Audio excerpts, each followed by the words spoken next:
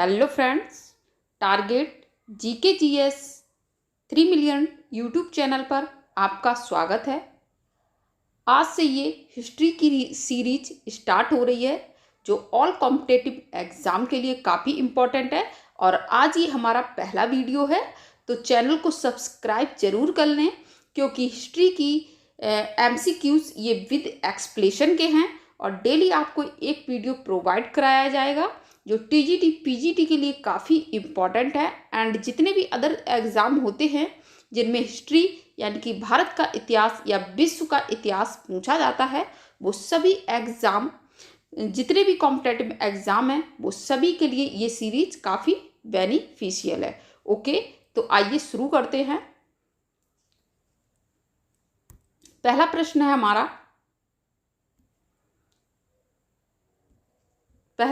हमारा, कौन सा कानून श्रम निर्वाचन क्षेत्रों द्वारा पहली बार श्रम प्रतिनिधियों के निर्वाचन की अनुमति देता था? तो आइए इसकी व्याख्या देखते हैं। भारत सरकार का कानून 1935 के तहत श्रम निर्वाचन क्षेत्रों द्वारा पहली बार श्रम प्रतिनिधियों के निर्वाचन की अनुमति दी गई थी, जिसमें भारतीय परिषद अधिनियम 1935 के एक्ट के तहत केंद्र में द्वैध शासन की व्यवस्था एवं प्रांतीय स्वायत्तता की व्यवस्था की गई थी। तो वहीं सांप्रदायिक निर्वाचन का अधिकार हरिजनों, भारतीय ईसाइयों, एंग्लो इंडियन को भी मिला था। एंड 1935 के अधिनियम के तहत एक संघीय न्यायालय एवं रिजर्व बैंक ऑफ इंडिया की स्थापना की गई थी। ओके, भारत में प्रथम आधुनिक व्यापार, प्रश्न दूसरा है ये, तो इसका कौन सा आंसर है? इसका है थर्ड ऑप्शन इसका राइट है, भारत सरकार का कानून 1935। ओके, आइए नेक्स्ट प्रश्न देखते हैं। भारत में प्रथम आधुनिक व्यापार संघ कौन सा था और यह कब सत्ता में आई? तो भारत में प्रथम आधुनिक व्यापार संघ मद्रास श्रम संघ था और यह 1918 ईस्वी में सत्ता में आई। बीपी वाडिया ने भारत में आधुनिक श्रमिक संघ मद्रास श्रमिक संघ की स्थापना की और इन्हीं के प्रयासों से 1926 में श्रमिक संघ अधिनियम पारित किया गया था। तो इसका कौन सा ऑप्शन राइट है? इसका थर्ड ऑप्शन राइट है, मद्रास श्रम संघ 1918। नेक्स्ट प्रश्न है हमारा, सूची 1 और सूची 2 को मिलान कर कूट में से उत्तर चुनिए। तो पवना आंदोलन, मोपला राजद्रोह, दक्कन दंगे, बारदोली आंदोलन। ओके, तो आइए, पवना आंदोलन 1873 एंड 76 ईस्वी में पूर्वी बंगाल के पावना जिले में प्रारंभ हुआ था और यह आंदोलन जमींदारों के विरुद्ध किया गया था और इस आंदोलन के महत्वपूर्ण नेताओं में ईशान चंद्र राय एवं शंभू पाल आदि थे। मोपला विद्रोह केरल के मालाबार क्षेत्र के मोपलाओं द्वारा 1920 में यह विद्रोह किया गया था। प्रारंभ में यह विद्रोह अंग्रेजी विरोधी था, बाद में हिंदू मुस्लिम सांप्रदायिक आंदोलन का रूप ले लिया। एंड इस आंदोलन के प्रमुख नेता अली मुशलियार थे। कौन थे? अली मुशलियार थे। एंड दक्कन विद्रोह 1875 ईस्वी में महाराष्ट्र में प्रारंभ हुआ था। किसानों की स्थिति में सुधार हेतु 1879 में दक्कन कृषक राहत अधिनियम की घोषणा की गई थी। बारदोली वर्तमान समय में गुजरात में स्थित है। सरदार वल्लभ भाई पटेल ने 1928 ईस्वी में बारदोली में लगान वृद्धि के विरुद्ध बारदोली सत्याग्रह प्रारंभ किया था। बारदोली सत्याग्रह की सफलता से खुश होकर बारदोली की महिलाओं ने उन्हें सरदार की उपाधि प्रदान की थी। ओके, तो इसका कौन सा ऑप्शन राइट है? इसका ऑप्शन सी राइट है। ओके, कौन सा राइट है? सी। ओके, नेक्स्ट प्रश्न है हमारा, नील दर्पण नाटक के बारे में कौन सा कथन सत्य है?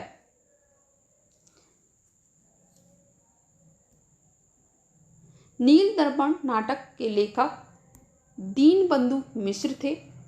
यह पुस्तक 1860 में लिखी गई थी और इस पुस्तक में यूरोपियन इंडिगो खेत के मालिक द्वारा बंगाल के खेतियारों के उत्पीड़न के बारे में पता चलता है। इस आंदोलन की शुरुआत दिगंबर एवं विष्णु विश्वास ने की थी। इस आंदोलन की सर्वप्रथम शुरुआत सितंबर 1859 में बंगाल के नदिया जिले के गोविंदपुर गांव में हुई थी। नेक्स्ट है, कब और कहां अखिल भारतीय किसान सभा बनाई गई? तो ऑप्शन इसमें कौन सा है? डी, 1936 लखनऊ में। आइए इसका एक्सप्लेनेशन देखते हैं। 11 अप्रैल 1936 को लखनऊ में किसान सभा का गठन किया गया। इसके प्रथम सम्मेलन की अध्यक्षता स्वामी सहजानंद सरस्वती ने की थी एंड इस संगठन का मुख्य उद्देश्य था किसानों को आर्थिक शोषण से मुक्ति दिलाना। एंड प्रश्न 5 है हमारा, सूची 1 और सूची 2 का मिलान कीजिए।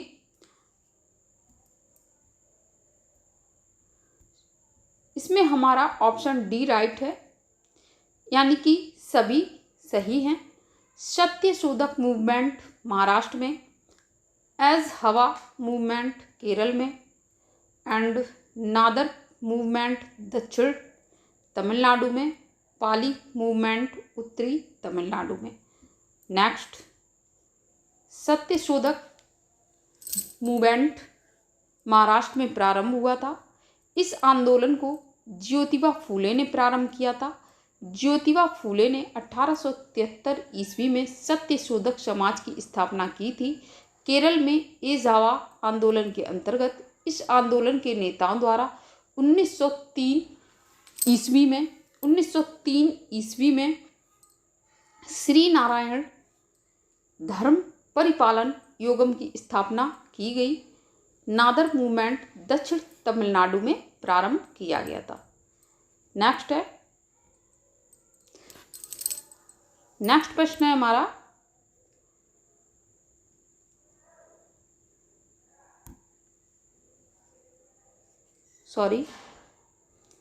तमिल जर्नल कुडी करासू की किसके द्वारा स्थापना की गई थी?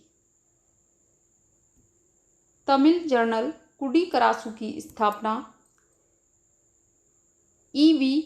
रामास्वामी नायकर द्वारा की गई थी। दक्षिण भारत में 1920 में रामास्वामी नायकर के नेतृत्व में आत्मसम्मान आंदोलन चलाया गया। दक्षिण भारत में आत्मसम्मान आंदोलन ने 1925 में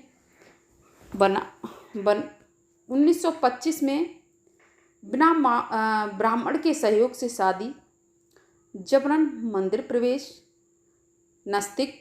नास्तिकवाद एवं मनुस्मृति को जलाने का तर्क दिया था। प्रश्न 8वां है, किसने कहा इतने समय से करोड़ों लोग भूखे और अज्ञान में रहते हैं? मैं हर व्यक्ति को देशद्रोही समझता हूँ जिन्होंने उनके ही पैसे से पढ़कर उनके लिए ही कुछ नहीं किया। तो इसका आंसर है स्वामी विवेकानंद। यह कथन स्वामी विवेकानंद का है। कन्याकुमारी का रॉक मेमोरियल स्वामी विवेकानंद को समर्पित है। इन्हें नव हिंदू का जनक कहा जाता है। स्वामी विवेकानंद की याद में प्रत्येक वर्ष 12 जनवरी को राष्ट्रीय युवा दिवस के रूप में मनाया जाता है।